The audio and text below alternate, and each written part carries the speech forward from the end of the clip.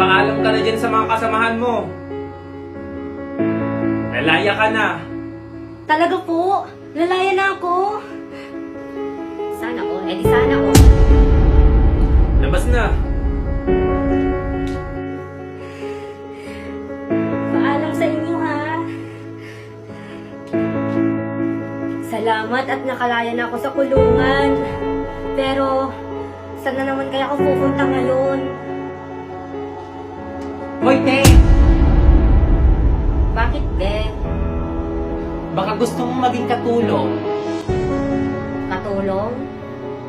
Oo, katulong. Tagalinis, tagalaba, tagaluto, tagahugas, ganon. At ang sahod mo doon, 5,000 per month. Ano, gusto mo ba?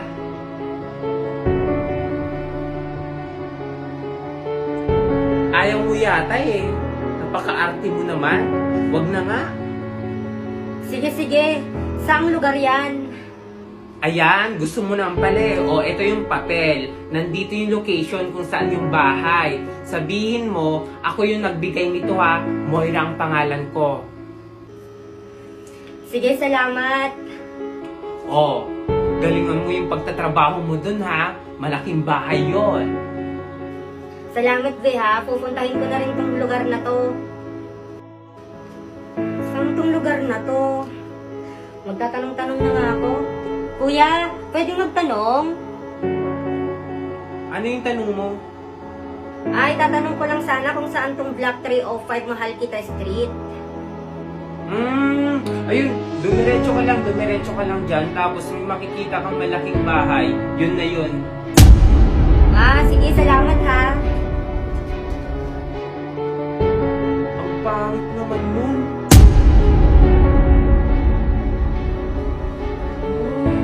Ang laki naman nitong bahay na to. Tao po. Tao po. Tao po. Tao po. Sino ka? Namamalimos ka ba? Ay, hindi po ako nagpapalimos, madam. Ako po yung magiging katulong ninyo.